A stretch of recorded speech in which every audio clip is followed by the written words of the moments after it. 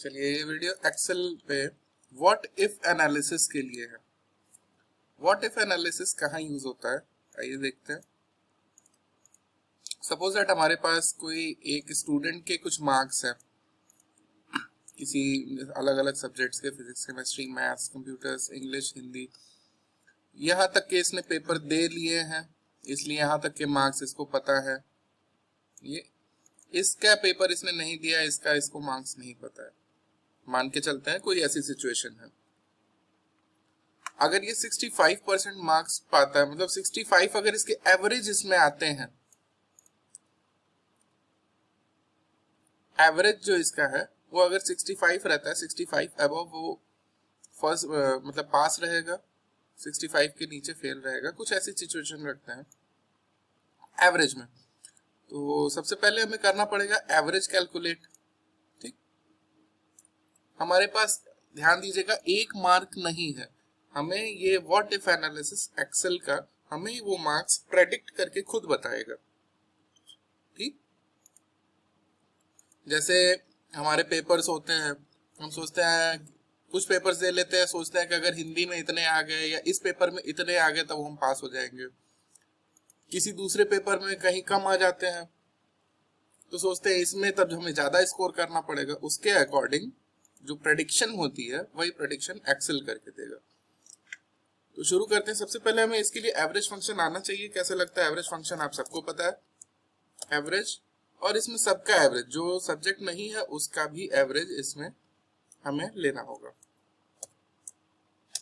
ठीक, 63.6 ये हमारा एवरेज आ रहा है।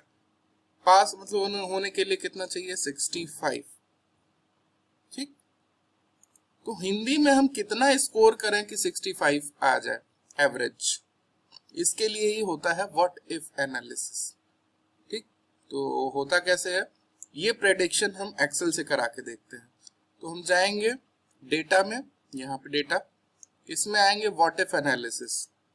इसमें कई तरह के एनालिसिस हैं, सिनेरियो मैनेजर, गोल सीक, डेटा टेबल। यहाँ पे हम गोल सीक के लिए जाएंगे। टारगेट, गोल सीक का गोल का मतलब होता है टारगेट। टारगेट हमारा क्या रहा है, सेट सेल। ठीक, सेट सेल में सबसे पहले हम यहाँ पे टारगेट सेट करते हैं। टारगेट हमारा ये क्या है, 65 होना चाहिए। इसको यहाँ पे रखते हैं अभी फिलहाल के लिए। टारगेट हमें इसको मतलब इसी पे ही हमें डिस्प्ले कराना है ना, तो इसको रखते हैं।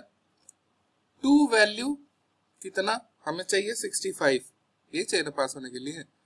बाय चेंजिंग सेल, ये खाली वाला, इसको चेंज करके ही 65 तक ले आना है। ठीक, आप जैसे ही मौके प्रेस करेंगे ये 2-4 सेकंड लेगा और एक प्रेडिक्शन निकाल के आपके सामने रखेगा। देखते हैं, क्लियर। तो अगर हम हिंदी में 72 लाते हैं तब जाके हमारा फाइनल एवरेज 65 होगा। क्लियर। इसको हम एक बार एक और टेबल से आपको बता देते हैं, एक टेबल नई क्रिएट कर लेते। चलिए यही चीज हम आपको एक और दूसरी टेबल से आपको बता देते हैं। यहाँ पे मैंने कुछ नंबर्स यहाँ पे लिख रखे हैं, 45, 56, 89, 78, 45, 15, ये रैंडम नंबर्स हैं। और इन रैंडम नंबर्स का यहाँ पे हम एवरेज देखते हैं कितना आ रहा है। पहले चेक करके देख लेते हैं आपको समझाने के लिए, आपको बताने के लिए। ये पूरे का एवरेज यहाँ तक का 54.66 ऐसा आ रहा है। ठीक, इसमें ये ब्लैंक सेल भी इंक्लूडेड है, मतलब ये इतने सेल को सम करने के बाद, इतने से डिवाइड करने के बाद हमें रिजल्ट आ रहा है 54.66।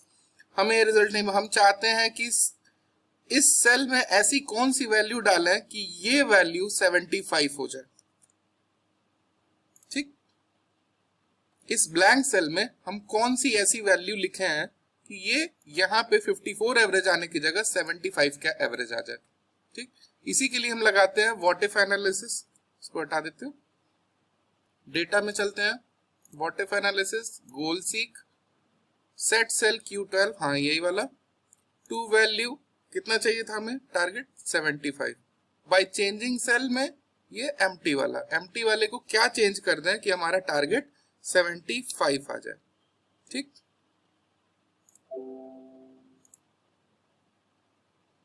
एक सेकेंड, ये एरर पता है क्यों आ रही है? क्योंकि हमने अभी एवरेज का कोई फॉर्मूला लगाया नहीं है, इसको पता ही नहीं है कि एवरेज के थ्रू करना है, कैसे करना है। ठीक, एक बार एवरेज का फॉर्मूला फिर से लगा देते हैं।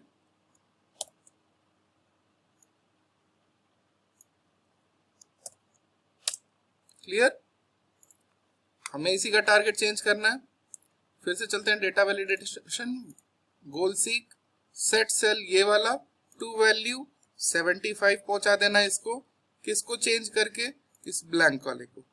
ठीक, करके देखते हैं। अगर इस ब्लैंक सेल में 197 की वैल्यू रहेगी तो हमारा एवरेज 75 बनेगा।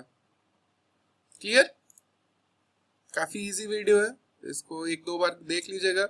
ये नई चीज है इसलिए काफी इंपॉर्टेंट है, इस बार आपके कवर होने के ज्यादा चांसेस है इसके। Thank you.